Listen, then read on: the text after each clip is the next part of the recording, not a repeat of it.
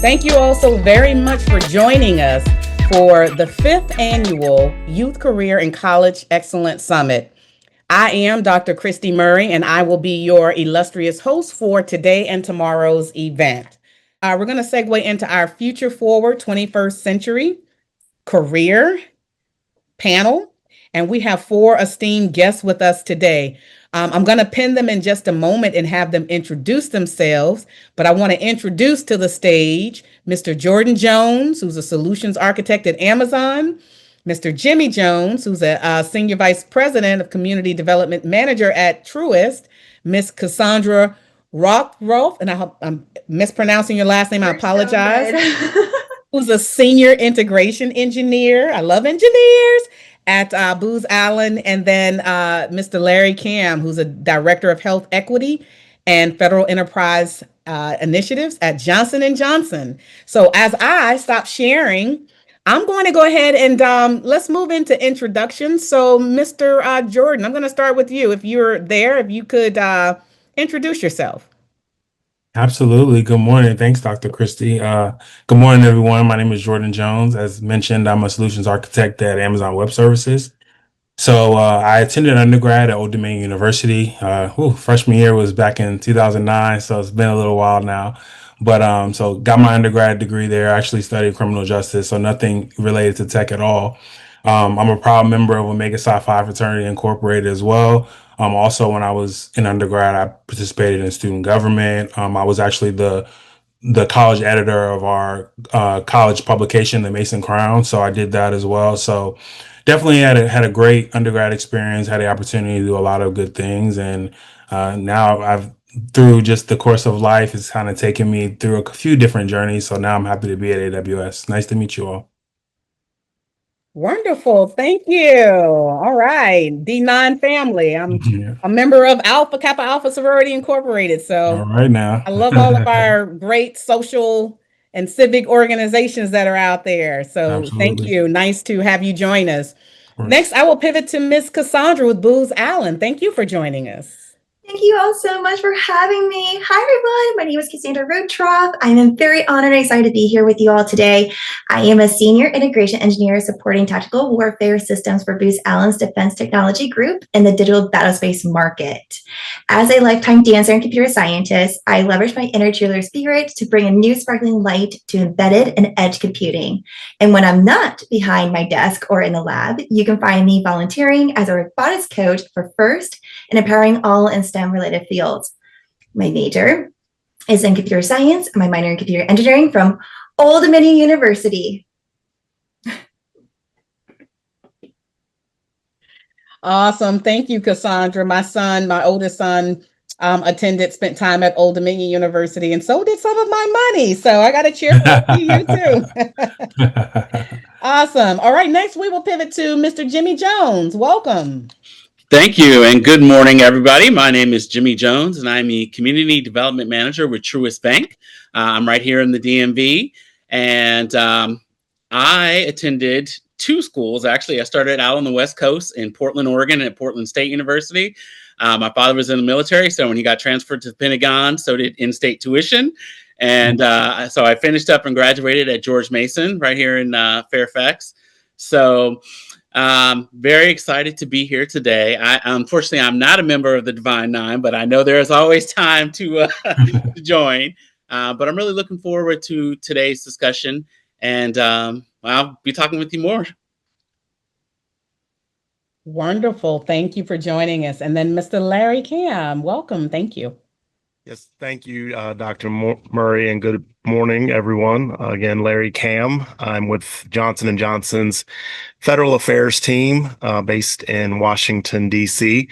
As a part of the Federal Affairs team, we help manage our company's engagements with federal officials on advocacy and policy issues that are of strategic importance to our company, our employees, and the communities where we live and work.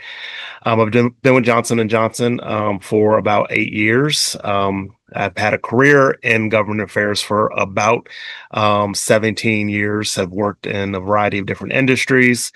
But prior to my corporate career, I attended law school at Louisiana State University in Baton Rouge, Louisiana, and also pursued an LLM in international trade law from London Metropolitan University, and did my undergraduate work with a major in political science at the University of Richmond in Richmond, Virginia.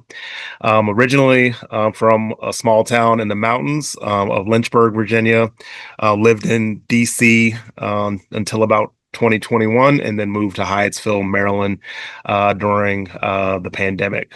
So again, thank you for the opportunity. Okay, Hannah Page. Okay, Lynchburg. Yes. Um, Thank you to the Boys and Girls Club, for the opportunity to being a part of today's discussion. I look forward to sharing insights on my career journey. Thanks. Awesome. I'm so excited. I think I'm just as excited as our youth here with the opportunity to speak with you all. So as we get this panel discussion started, we certainly want to make sure that we use this time to expose teens and young adults to cutting edge careers that will help shape their futures tomorrow, from artificial intelligence, cybersecurity, to green energy, entrepreneurship. And with your backgrounds, very rich backgrounds, both in terms of education and experience, I think this is going to be a phenomenal opportunity. So to kind of get started with the first question, could you share a little bit about how the roles that you're currently in also contribute to shaping 21st century, the future of the 21st century, and focusing on what your industry is and how that all interrelates? So pretty much, how does the role that you're in now help shape the 21st century and the industries that you work within?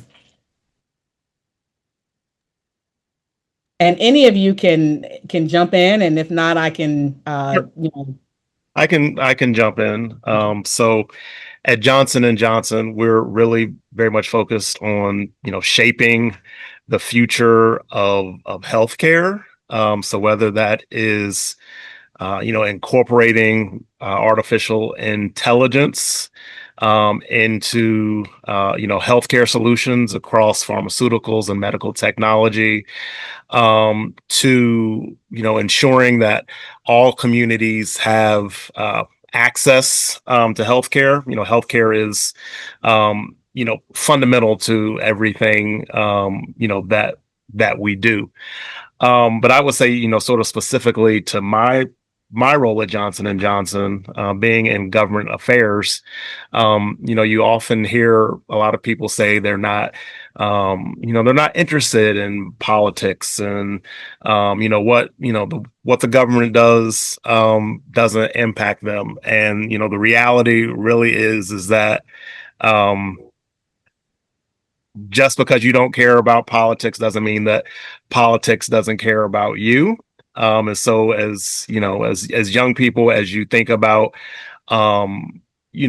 your future, what you want the world that you live in to look like, even if you don't engage in this type of work from a professional capacity, it's still important for you to be engaged, because policies impact everything that we're sort of talking about today. Policies impact, education, and policies are going to impact, jobs in the future. So if you want to have a voice in some of these decision making, it's important for you to be engaged, pay attention, and to have a seat at the table. Thanks, Dr. Murray. Excellent. Anyone, does another one of our, okay, Cassandra. Dr. Murray, I can chime in. Okay, we'll go Cassandra, and then we'll go Okay. Jordan. Excellent. So have you ever wondered what makes or who makes sure that all the high-tech systems in the military work together like one epic squad? That's what a senior integration engineer does, especially in the Department of Defense. We are the glue, and we connect everything from radios to cybersecurity tools, making sure that data flows fast, systems talk to each other, and missions run smoothly. So it's like, okay, here's my sports analogy, being the tech quarterback behind the scenes. So if you love solving puzzles, working with cool tech, and making a real impact, this could be your lane. I just got to come off of mute and just say I love the whole tech quarterback theme. because you can have fun with it, and I think that's important, and how we describe what we do. So thank you for that. And then Mr. Jordan. Yeah, sure. So I guess first, before I answer the question, I'll just give a quick background on kind of what a solutions architect is. 'Cause I think many may not necessarily be aware of that. So basically, you can kind of look at us as a technical advisor, and we kind of have to merge technical knowledge with business. So that being said, I specifically help our customers at AWS, kind of largely adopt the AWS technology to kind of meet their business objectives. So how that's kind of shaping the 21st century is, like, for example, I have a pretty large customer that's in the field of agriculture. So specifically, they're responsible for, forecasting, different seasons regarding like planting and harvesting and stuff like that. So my role in that is to actually be their advisor, show them a pathway using our technology to where their business can actually become efficient. Now, what that looks like for the rest of the world is obviously, our food sources and things of that nature, and food stability is extremely important. So I can almost kind of point directly to both AWS as well as myself as kind of being that go between to actually support enterprises and customers that are actually contributing to our everyday life. Kind of as Larry alluded to earlier, healthcare is a fundamental right. Well, as is having food, having a stable food supply and things of that nature. So that's just one of the many ways that I'm actually able to help drive innovation. And also, of course, artificial intelligence is a huge thing now. So being able to kind of leverage those technologies to help our customers innovate even faster, and as a consequence to that, help everyone else in the world be able to live fulfilling lives also. Thank you. And we're going to talk probably more certainly about artificial intelligence, but it's already come up several times just in early dialogue. So, who wants to share with our group what artificial intelligence is, and the role? Maybe we can just talk about it now, and the role that it's playing in different industries and just in our everyday lives. I could take Well, it. Oh, go ahead, Jimmy. Go ahead. well, the first part of that question, explaining what artificial intelligence is a little complex, at least for me.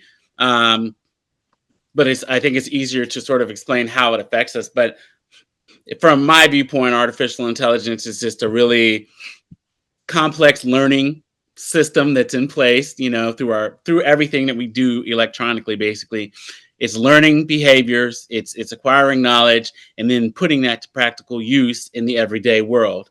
Um, Almost from anything that you can think of. And me being in the banking industry, it really affects us in so many different ways. In my role, I am in a community engagement, also compliance role. So a lot of the sort of legal type stuff, contract things, verification, a lot of that is going to AI now.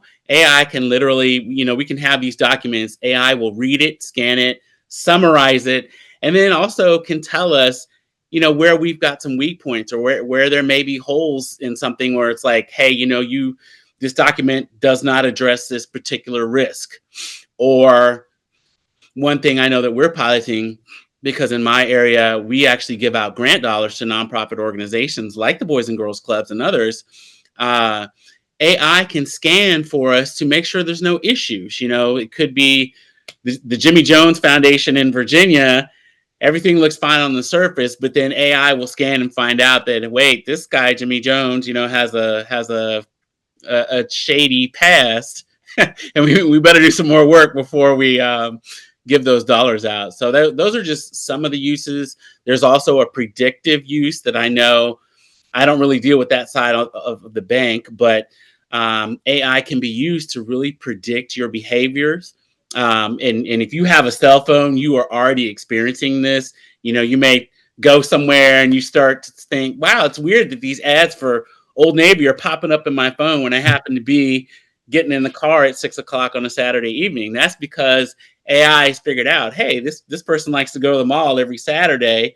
AI's or Old Navy's running a sale. I'm going to push this to them to see if they're interested. And in banking, there's some of the same types of things going on. They're analyzing purchase patterns. We send out coupons or discounts to our clients, so we may notice, oh, wow, Jordan likes to go to Outback. Boom, right now we've got if you use your debit card, save 10% on your meal. That may just get pushed to him, and it'll be kind of like, wow, I didn't ask for this, but nonetheless, here it is. So hopefully that was helpful. Very helpful. And Mr. Jordan, do you have anything you want to add to that?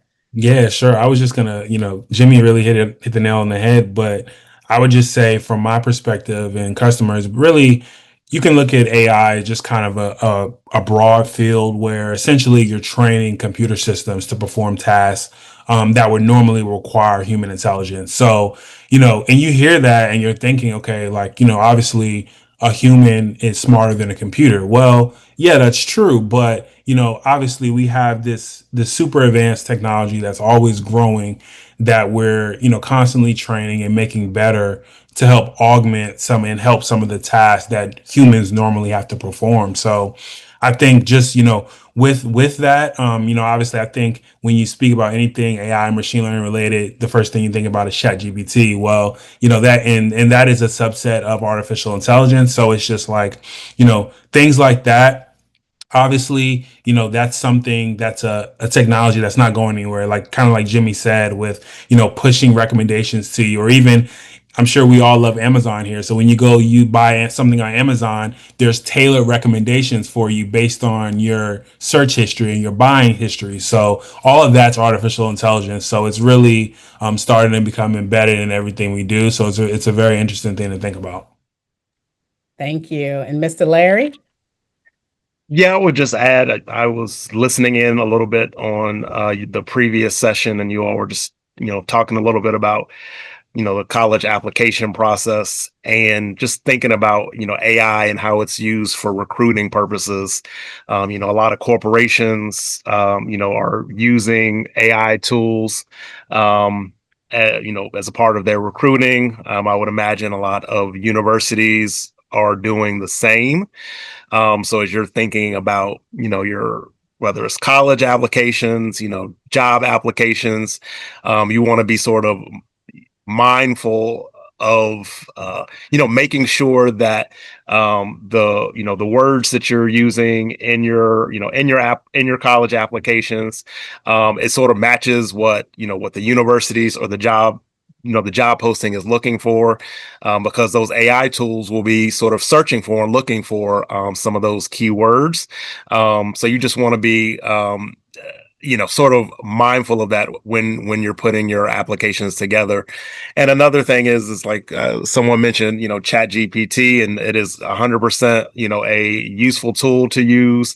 But you also want to be careful when you're using Chat GPT. The information that is generated may not be 100% accurate. You don't want to just copy and paste what is generated. So you do, even if you're using Chat GPT, you still have to put in, some of the work yourself to make sure what you're, sharing and delivering about yourself is accurate and still actually reflects you. Absolutely. AI is a support tool, not a replacement tool for your brain thinking. Miss Cassandra? Great job, Mr. Jimmy, Jordan, and Larry. Those are great descriptions and examples. AI automation and data are changing everything in defense. And at Booz Allen, we're the top provider of AI services to the US government, helping the military make faster, smarter decisions in real time. So in today's digital world, speed matters, and AI helps warfighters act quickly than humans ever could on their own. So basically, from connecting sensors to systems to training teams in AI skills, we're building the future of national security. So if you're, again, into tech, coding, or solving big problems, this is where it gets exciting. Thank you. Very interesting. So, AI, here we have different industries, whether it's a defense connector, supporter, system integrator, to healthcare, to banking, to solutions with Amazon and so forth. Every last industry, this is what I want y'all to take away, has talked about AI and its emergence and its integration into our new way of life or existing way of life. And so when I think about AI is certainly it's transforming the career and job market. It's transforming industries, which we've just heard. Some say that AI is going to eliminate traditional jobs. And then others say AI is going to create unprecedented opportunities. Which of those is true, or are both of those true? Well, I'll take that one because this is something I've talked about a lot to other folks. And it's really, I think both things are true. And this is, everyone sees AI and they're like, oh, the world's changing so fast. This has gone on over time for years. As technology has improved, certain jobs have gone away to automation. But on the flip side, more jobs are created because you still need people to run these things. You still need people to fix AI or fix computers or fix algorithms or whatever is running this new technology. So jobs don't necessarily, certain jobs may get eliminated, but I like to say they really are just shifting to something else. So it is a little bit of both. And my advice to anyone is try to stay current, try to stay up on what's going on. Don't fear technology, embrace it, and learn as much as you can about it. Because you can actually start to spot patterns, and even in my role at the bank, a lot of our compliance work is slowly being taken over by AI. And recognizing that, I, number one, want to stay up on it, but I also want to figure out what other skills do I have that are in high demand. So when the time comes, they're like, hey, you know what? Your job is shifting. We're going to do something different. I can be ready, not just ready to work in that role, but perhaps lead in that role. If you demonstrate, hey, you know what? I know how that works. Let me be the leader of this. You can actually work yourself into a promotion rather than fear of being replaced.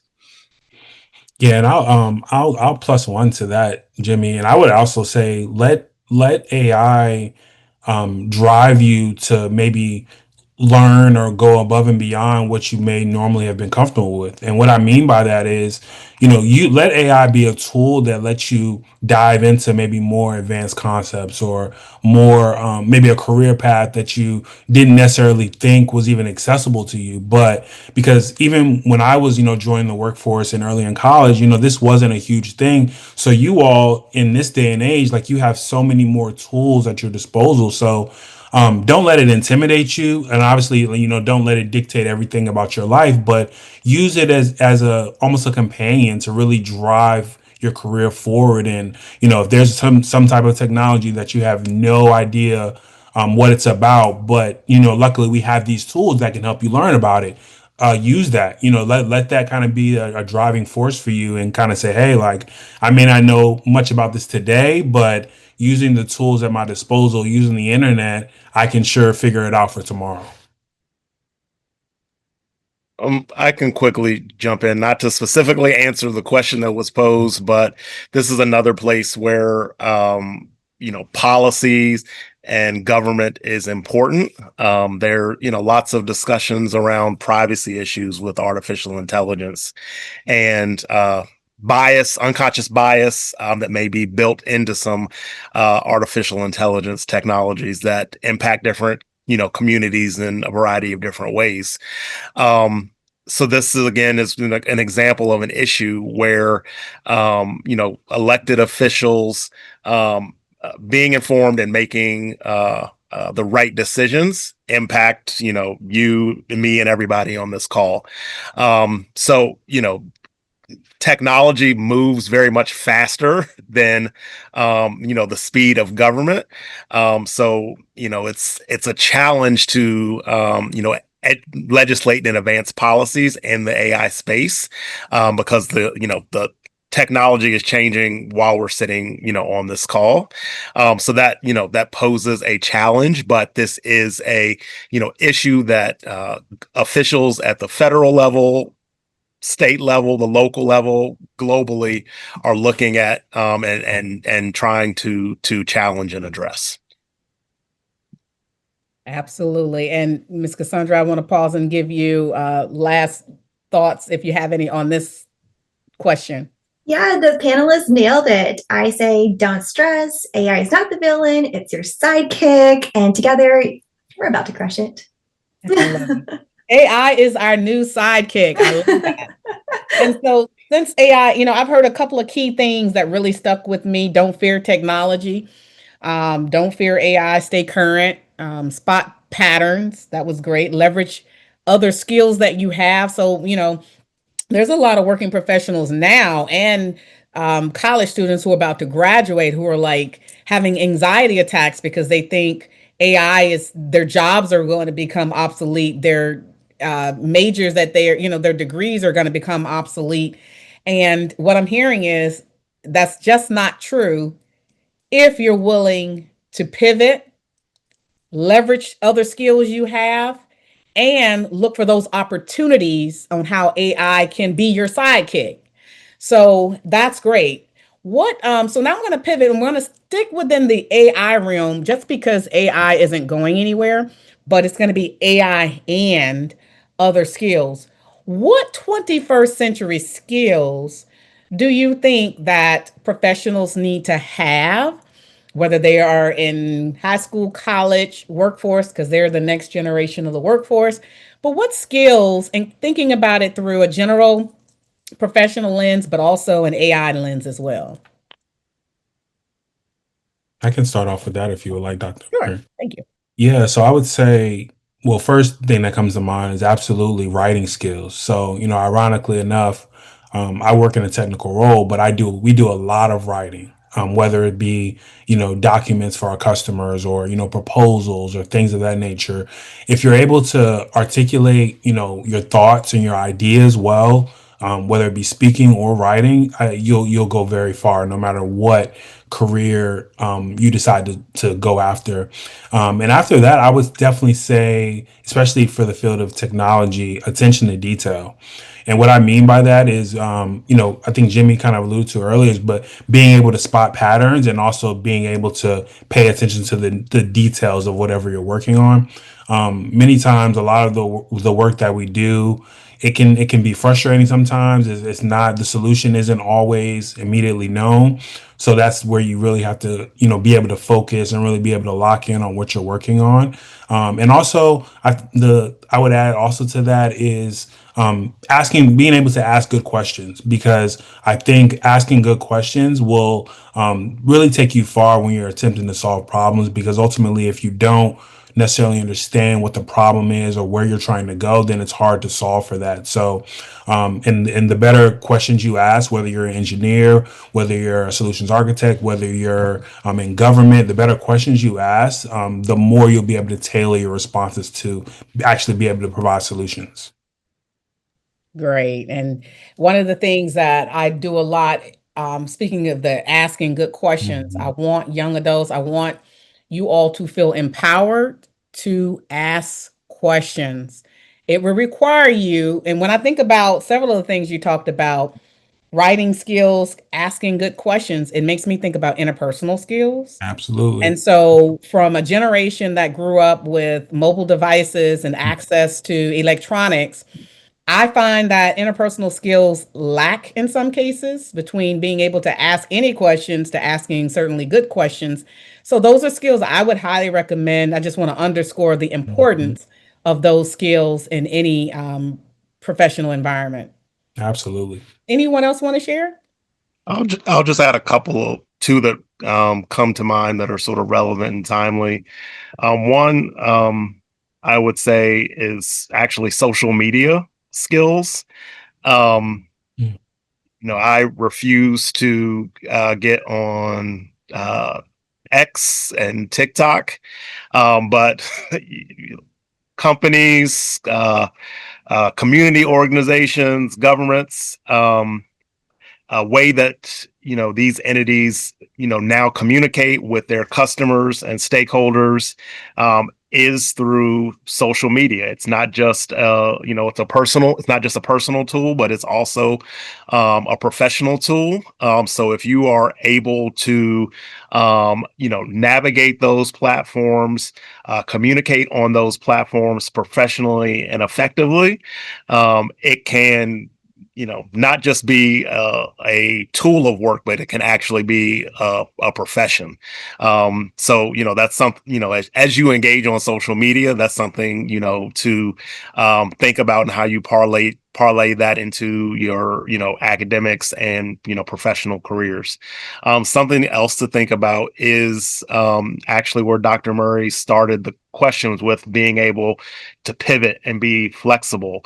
You may go into, undergrad, or your first, real job, thinking, this is what I'm going to do. This is going to be my career.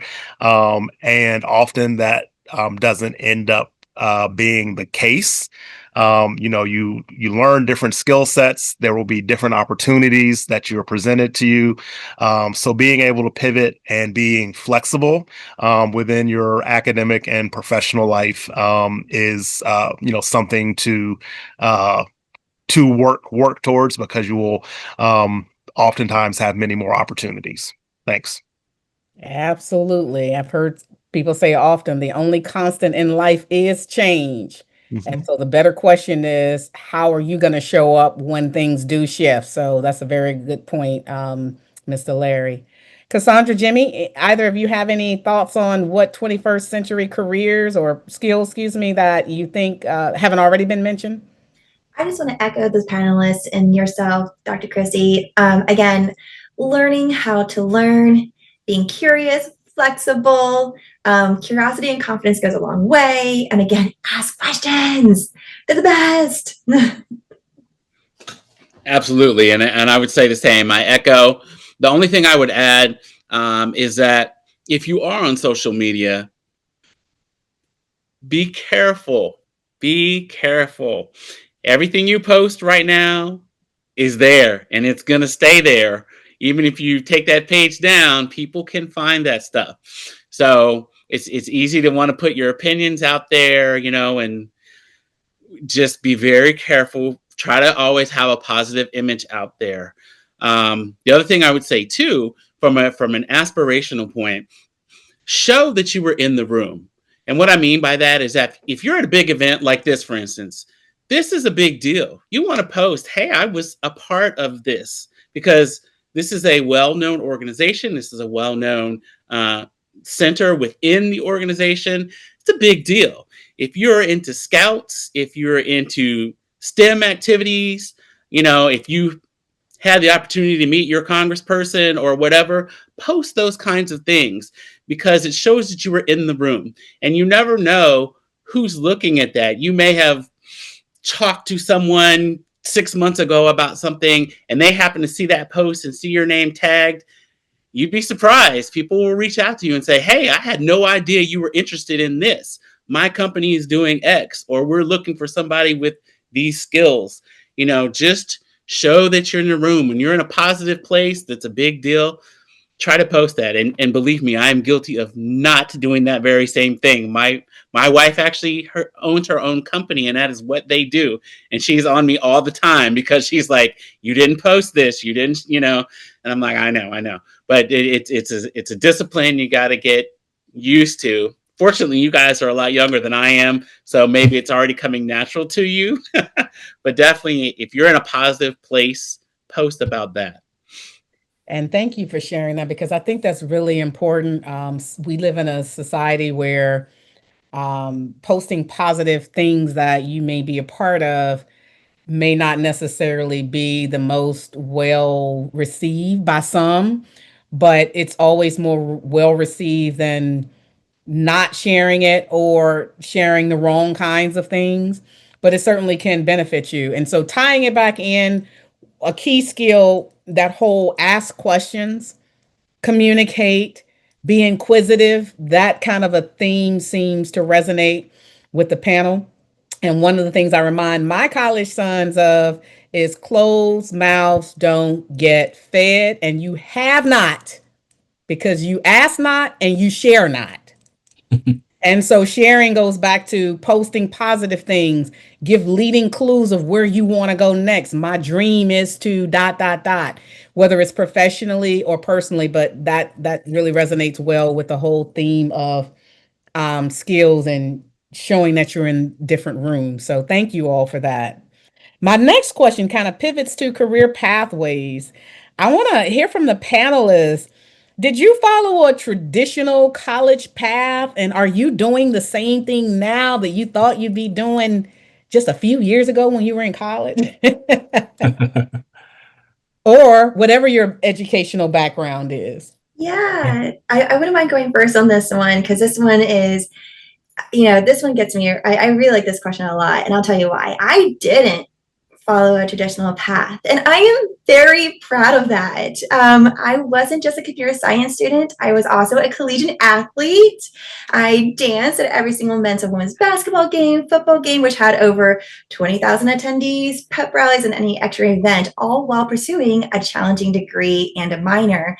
So balancing both worlds wasn't easy, but it was just a part of like who I am.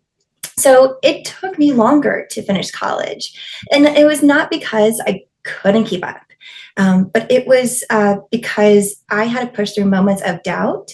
I was, kind of taunted for being different, told a computer scientist should have moved like that. And for a while, I questioned if I actually belonged in the field. But it's that moment that became a turning point for myself. And I choose to stand up and own my identity and kept going because I finished my degree, right? And now I'm at a company that embraces all of me, my pom-poms and all, and lots of glitter. That journey taught me that you don't have to fit in and to fit a mold to be successful, right? And to succeed. You just have to be bold enough to break it. I love Yeah, that. I guess. Oh, I'm sorry. Yes, go ahead, Jordan. I'm sorry. Yeah. So yeah, I definitely I like to joke with my friends. I've lived a few lives already. So again, I going through undergrad, my goal was always to be a lawyer. So like pretty much entirely through my undergrad experience, I was, that was kind of the focus. Got towards almost the end of undergrad and realized that I think I would have enjoyed the practice of becoming a lawyer way more than actually, practicing the law.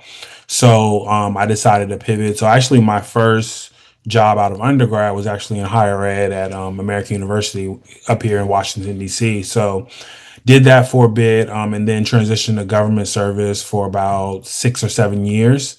And then, I have a lot of other friends that were already working in technology and, working in various roles. So, I was like, you know what? I mean, we live in, this era where, we can learn if we have the desire to. So I decided I wanted to make that pivot into, a technology related role. So, luckily, and this is a lesson also to leverage your connections and the relationships you have because a lot of the people are doing great things. But a good friend of mine, she was an engineer. She still is an engineer at Amazon. So we had some discussions. She kind of gave me some insight on things I may need to, learn and be able to do.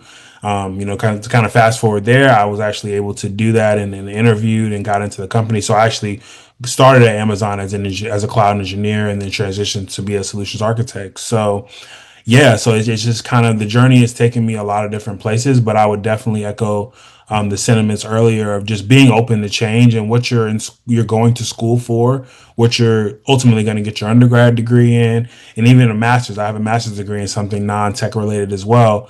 That may not necessarily be the field that you end up actually working in, and just be open to that, because you never know the twists and turns that life is going to give you. Your interest also changes. What I was interested in at 21, I'm no longer interested in at 34. So just be open to that, keep an open mind, and if you decide to actually do something, just be completely 100% in it and go for it. Fantastic. Anyone else want to share? Sure, I'd be happy to. My journey was accidental, although it's not, nothing is ever accidental, but I did not want to be a banker. That was not really on my radar. The whole way I got into banking was I was working at the mall. I was working at Fair Oaks Mall and then sometimes at Montgomery Mall. But I was tired really standing on my feet while I was going through college. I was working part-time to get extra money.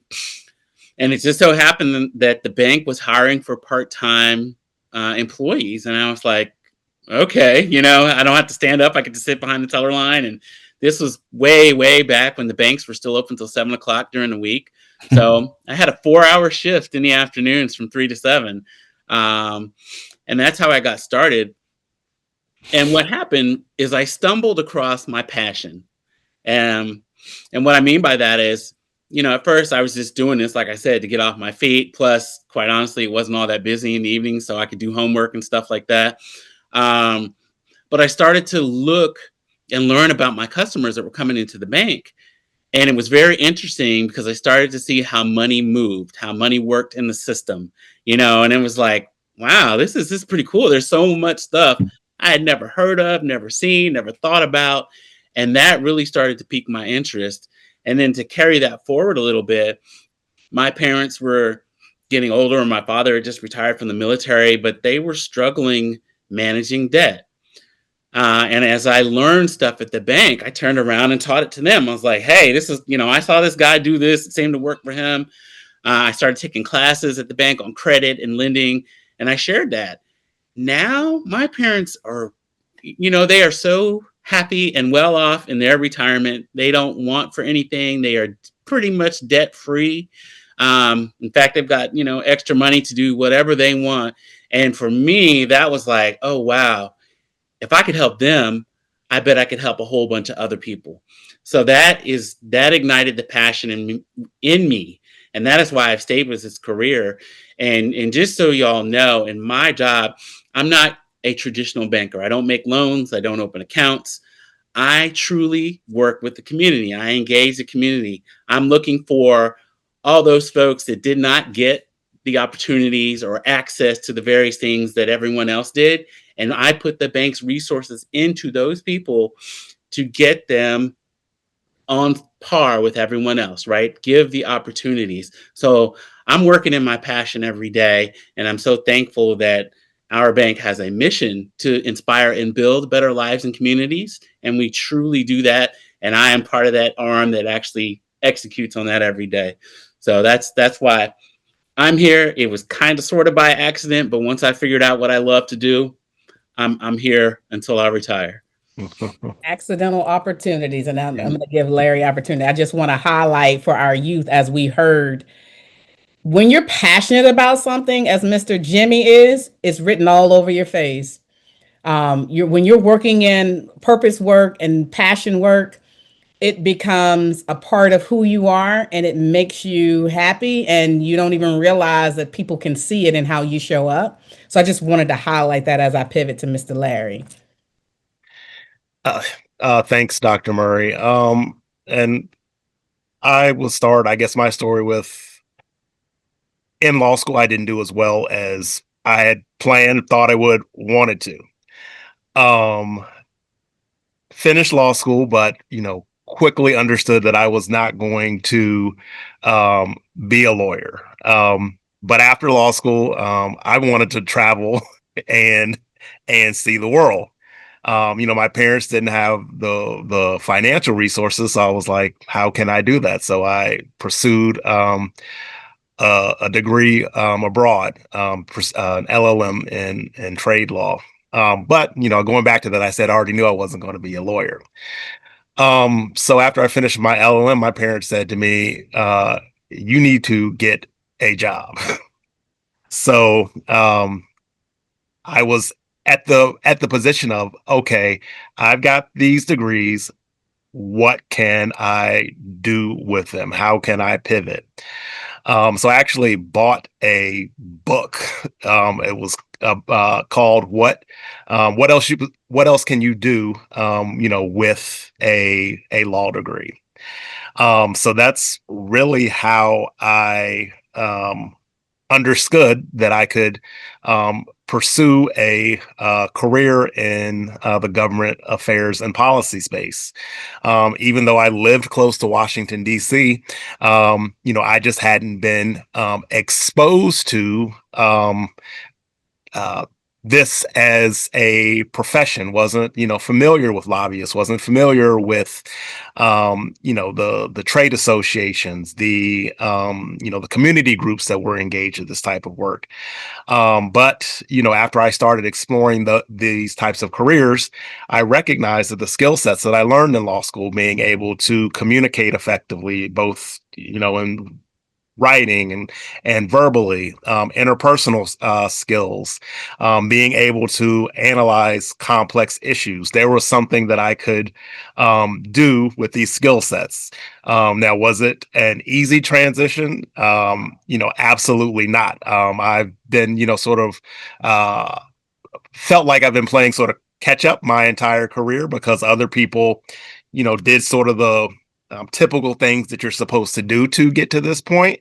But I've been able to take the skill sets, from those educational experiences and other professional experiences, and been able to be successful. So, I say all that to say, it's okay to not know what you want to do.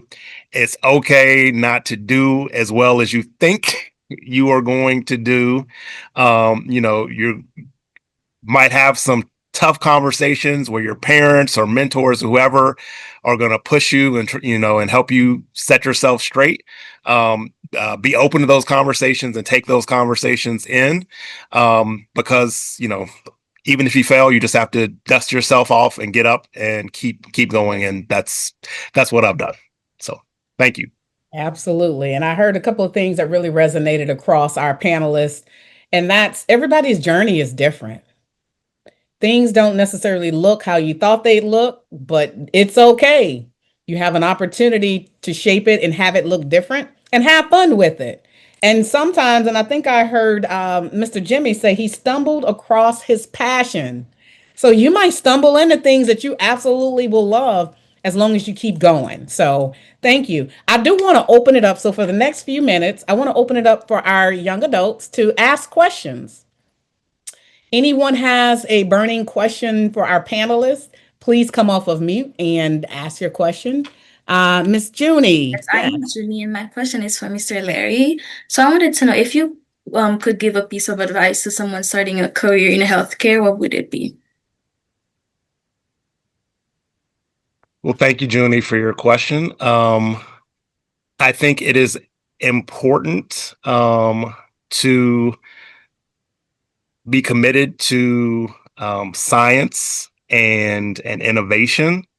And it's also important to be committed to helping people, in particular, patients, having a patient-centered mentality, I think is very important for the healthcare profession.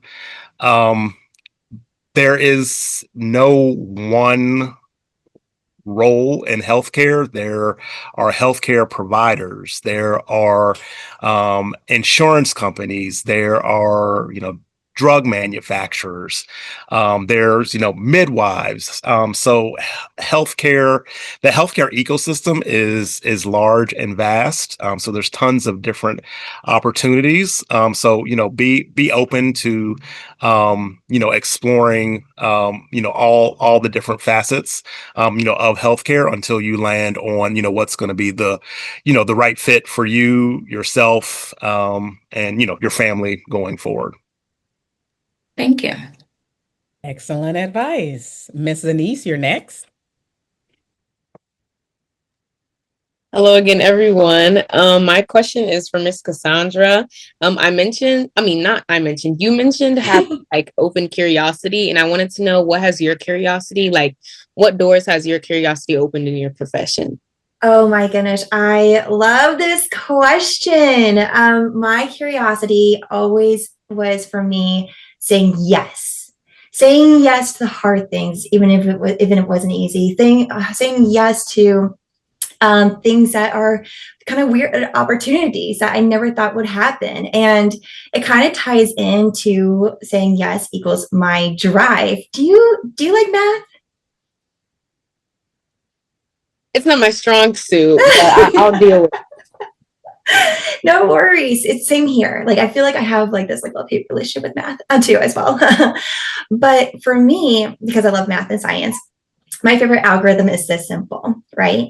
Drive equals if your work is interesting and if you're having fun, right? So there's a lot of great work out there, but fun is what really fuels my personal passion, and especially during like those tough moments. So when you're trying to find something that challenges you and brings you joy, that's where I want you all to see if you guys can keep build your own formula, right? And just don't settle for something that doesn't make you feel alive. Great question. Thank you. That is wonderful. I love that drive equation, and it's such an engineering response. But you did it with such chipperness and energy. I love that. So thank you. Miss Corinne, you're next.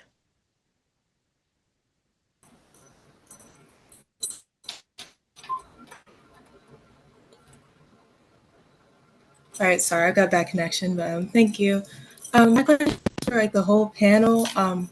On the topic of AI and like how like it might like impact jobs. I was looking to be like a graphic designer, and that can like I feel like AI could really impact that. I was just wondering like what would like when I was researching to see like what other people had thought about that. I was seeing like a lot of discouraging responses about people saying that like just kind of gave up, or how like AI kind of just like kind of like took over and like didn't really allow them good opportunities. So I was just like wondering if y'all had like any encouraging words about that for someone who wants to be a future graphic designer.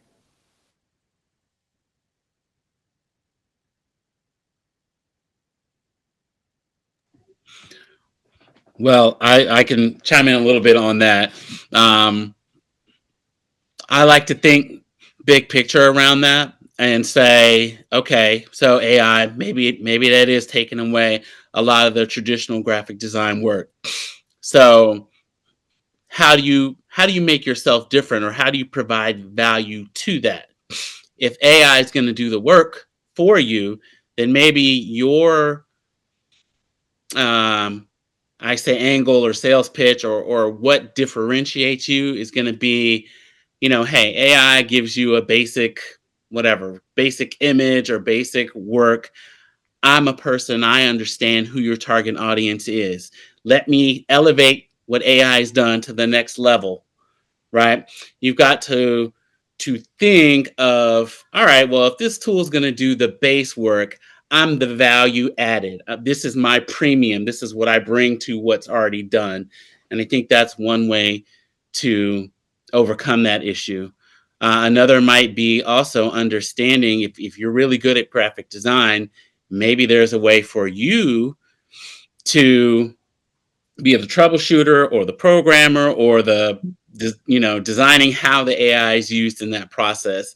There's a few angles to take to try to address that issue, but those are just a couple of ideas that I have. All right, thank you so much. Larry, did you have any ideas? I thought I saw you come up mute. You're good? Okay. All right, Sanaa, you're next. You have a question? Yes. Hi, I'm Sana. My question is for Miss Cassandra. I plan to be a collegiate athlete, and I was wondering, how did you keep yourself motivated doing both the sport and working towards your degree? So first and foremost, that's so exciting. You got this. It is, I will tell you what, my number one thing that kept me kind of sane through the scheduling between classes and whatnot. First off, colleges, if you're a collegiate athlete, they will provide you with priority, I think, when it comes to classes to work around your at least that happened to me in college. I'm not sure. I'm pretty sure it happens for most colleges, but you will get priority in which you get to pick your classes ahead of time to work around your practices as a collegiate athlete. So that is a big benefit. Number two, keep organized, right? Get your calendar out, do everything that you're doing right now is such a good foundation to moving forward. And two, I know my fear of missing out sometimes chimed in, but just know that when you're balancing both worlds, you can do it. And there's going to be some minor sacrifices, that goes along with it. But in the end, you're going to have a blast. And I'm just so excited for you, and congratulations. Thank you. Excellent. Leilani, do you have a question? Hi. So my question is for Miss Cassandra and Mr. Jones. I heard both of y'all mention like computer science and engineering. I'd like to know what opportunities do you think are good opportunities for a high school student who would want to later go into those fields, and which opportunities do you think would make a high school student stand out on their applications to different colleges and eventually to different jobs that they'd be interested in that field? Such a good question. Okay, I don't mind. I hope you don't mind. I'm just going to jump in real quick. Okay, have you heard of FIRST Robotics? Yes. Okay, I am a FIRST coach. This is my 10th year coaching. I have to tell y'all, like, and this goes for everyone. You don't have to wait to college to start engineering. Joining a local FIRST robotics team is one of the best ways to jump in early. And it's not just about building cool robots. Yeah, of course, like building and programming robots is very cool. But it's about learning how to think like an engineer, lead a team, and solve problems that actually matter. So again, now that I coach robotics, I actually teach like my engineering skills that I did in college. And so by the way, like I'm old school, like I'm command lines. So I actually teach that way too. And it's like the matrix. I know that students really like seeing it more so the GUI applications. But again, it's way more than building programming robots. You got marketing, graphic design, business, financial, right? I feel like everyone here on the panel has touched anything that goes into a FIRST team. And again, first, if you have younger siblings or you know that someone's younger, first starts, you can get them ready to go as an engineer in kindergarten. And it's a kind of like a funnel activity where you can go from like elementary school to middle school to high school. And that looks really good on college applications. Also, there is scholarships, I know, which is really important to all. And overall, you will make the best group of friends there too. So I can talk all day about FIRST, but I'll pause there. That's great. Leilani, you should Google that FIRST Robotics and get more information. I certainly plan on it just to be able to share it with other youth. Thank you so much. I've been to one of those competitions. They're really cool. Awesome. That's great. All right, Mr. Jordan, how about you?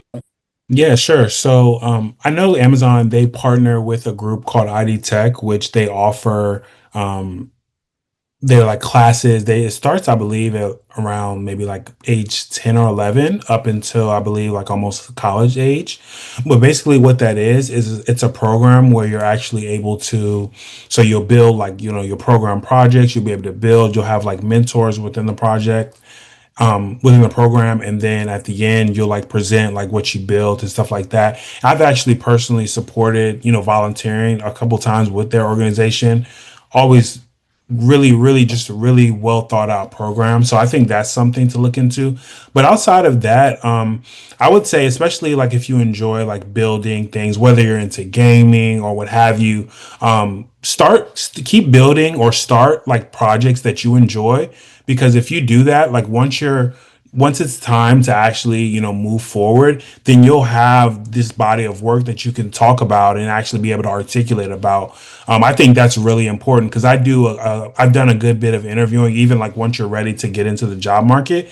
And I feel that the candidates that have actually built a lot of different things that they enjoyed, really passionate about, and they're able to kind of talk through their process, those are the ones that typically do really well. And especially if you're interested in, going into computer science once you're in college, that'll bode well for you as well, because computer science, essentially it's teaching you how to solve problems, not just programming. So if you already come into college with that thought process, I think you'll be really ahead of the curve.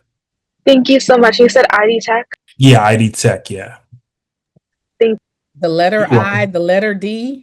Yes. Mhm. Okay, because I thought I was hearing IV, but you said ID. Yeah, ID. Yep. Okay, thank you. Awesome. And as a, electrical engineer who's now in youth development and all things, I totally echo Ms. Cassandra and Jordan's points about really engineering is so broad and you can spin off and do so many different things with it. And Dr. Murray, I'm sorry, I just put that link in the chat as well for you so you can have easy access to it. Excellent. Thank you. I'm going to No grab problem. those out to share those too. But the key thing is to get exposure to different things and to find out what your niche is and your interest is over time. with engineering and other career fields. But this is great. And remember earlier we talked about when you have an opportunity to talk to career professionals, what do you know? Who do you know? How can you help? Those are great examples of that. So thank you for the question. Miss Hannah, you're next. And we're going to take Lanice and then Briani, and then we're going to have to close out this segment. Go ahead, Miss Hannah. Hello, my name is Hannah Page. I'm a sophomore senior by credit biology major, chemistry minor on the pre-med track at the illustrious Howard University. Okay. And I actually have two questions. One is, how do you see your field impacting communities or society in the next 5 to 10 years? And then the second one is, what advice do you give to young professionals hoping to make a lasting impact? Was that for anyone in particular, Hannah? Or It's for anyone. okay. Well, I can chime in. I'll start with the second question first. So, how can you stand out? So, right away, I really love that you introduce yourself and kind of like what you're interested in. So, make sure that stays with you. So, one thing that I would definitely say that stands out for people that are doing well is being able to cultivate relationships and also be able to articulate their needs and wants very well. So that's something that whether you're in a job interview, whether you're in class, whether you're presenting to a customer, that translates. So I think that's very well done that you do that. And your first question was how is it impacting communities, if I remember correctly? Yeah, it was, how do you see your field impacting communities or like society in the next 5 to 10 years? Yeah, definitely. So, in my particular field, obviously, like we're technical advisors. So as to not to bring things back to AI, but that's kind of at the forefront right now is the more things begin to develop and the more that machine learning as a field gets more intuitive, they're going to need more and more technical advisors that not only know how to leverage this technology, but know how to use it to solve business problems. So that's the real thing. Like, obviously the technology is fun to use and everything like that, but ultimately it's a tool to get to the greater means of whatever the business is trying to accomplish. So I would say, going forward 5 to 10 years from now, it's gonna continue to grow in scope. So whether that be, helping larger corporations build even more autonomous systems using AI, things of that nature, but also to be able to use it responsibly, because that's something I'm passionate about as well, is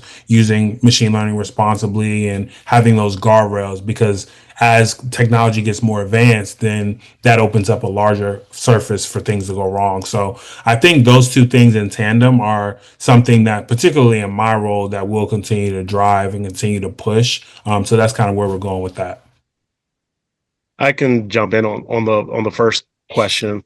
Johnson & Johnson is very much a mission-driven organization. Our credo guides our commitments to, doctors, nurses, our employees, and also the communities where we live and work.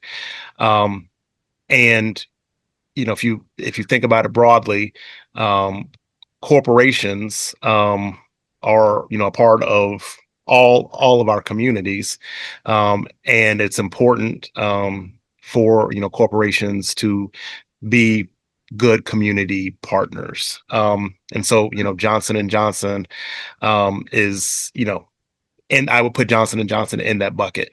We have a lot of different areas where we work to support our communities, whether it is disaster relief when there are hurricanes, or natural disasters in the U.S. or around the world.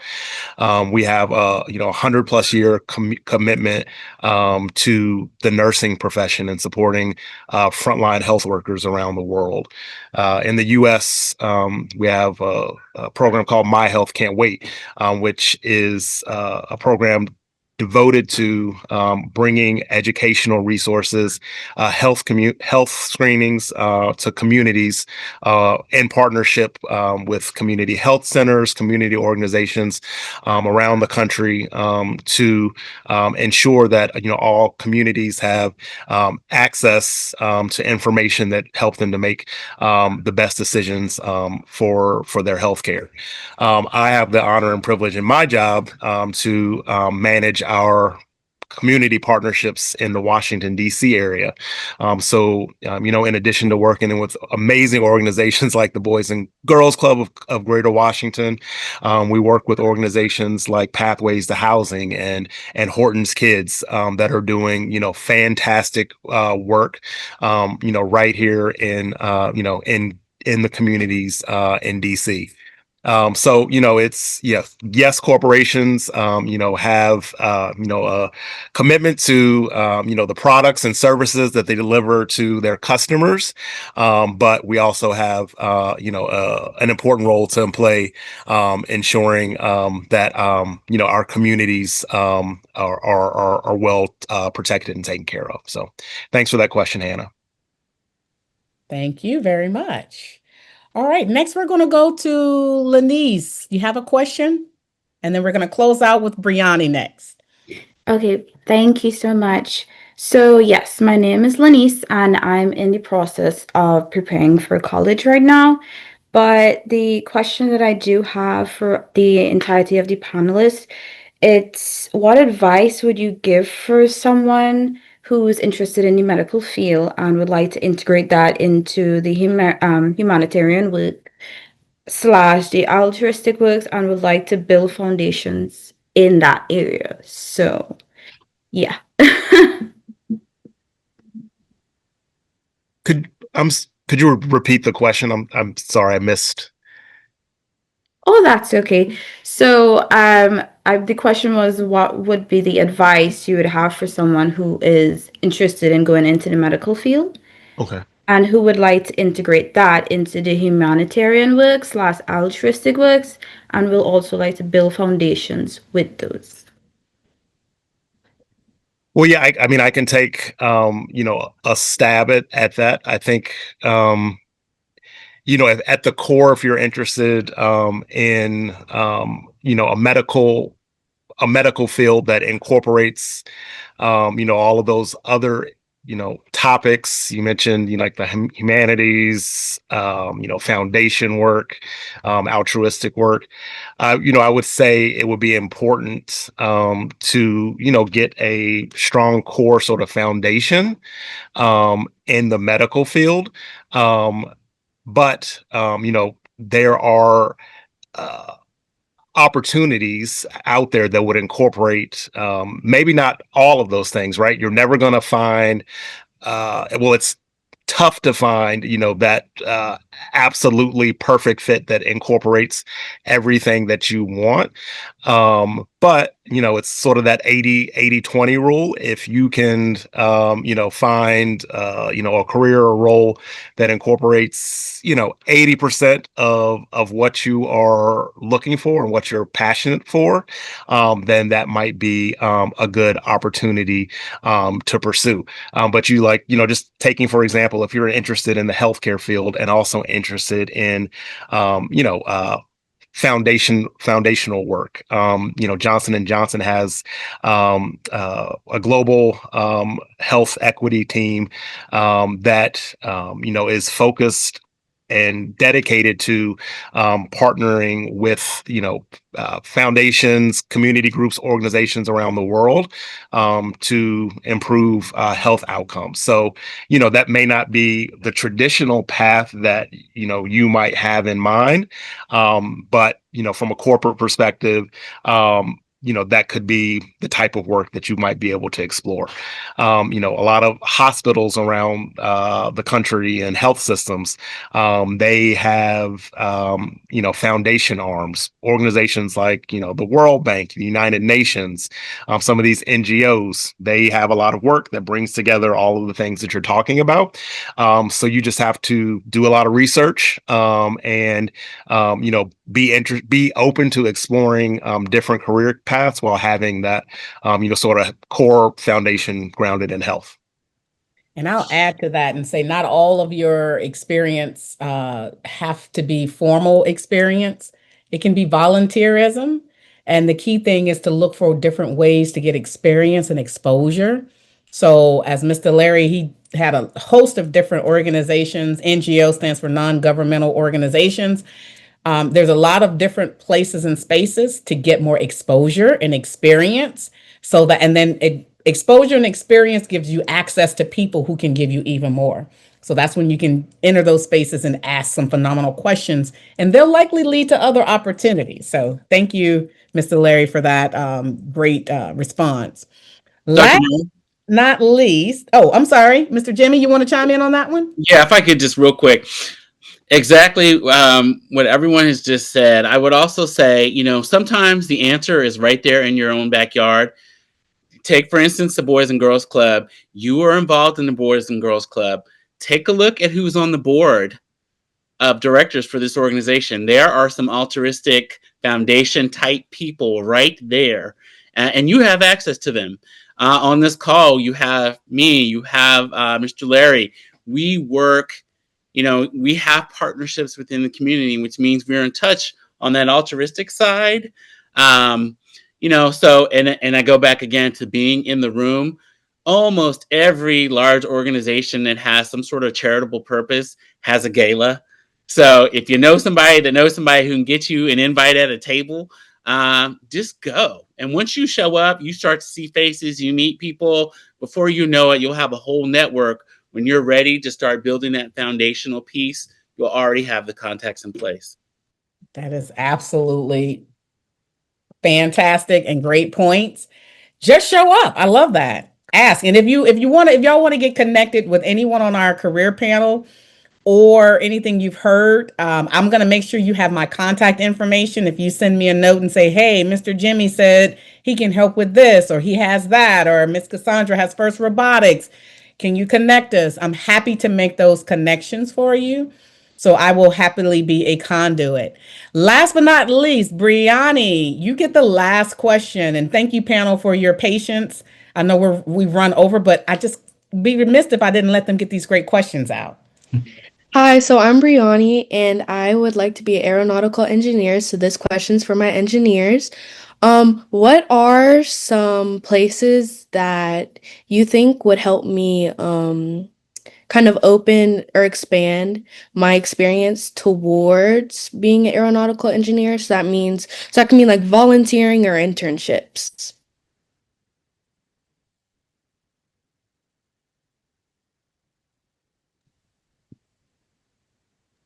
Yeah, I can go first. Great question. Absolutely. So internships, online learning, or entrepreneurship, like you said, are all great places to start. At Booz Allen, we have our summer games internship. That's a 10-week paid experience that feels like a startup accelerator. So interns work in cross-functional teams, guided by mentors to solve real client challenges using design thinking and rapid prototyping. This is generally open to undergrads, especially rising juniors and seniors who can explore opportunities by joining a university talent community. But no matter your path, right? Internships, self-learning, or launching your own ideas, there's always going to be space for you in this industry. Thank you. All right. Well, thank you all so very much. Thank you to our esteemed panelists from Amazon, Booz Allen, Truist, and Johnson & Johnson. Thank you for being a partner with the Boys and Girls Club of Greater Washington and the Center of Transformation in this space. Our youth are so much more enriched by this phenomenal conversation and insights that you've shared. So let's give them a round of applause and thank you so much. There's things that I know I took away. I know our youth took away as well. We're going to break out this segment and share it with youth who wanted to be here and who have not had an opportunity to listen to this great insight that you've shared. So we want to make sure we extend it beyond today's conversation. So thank you all so very much.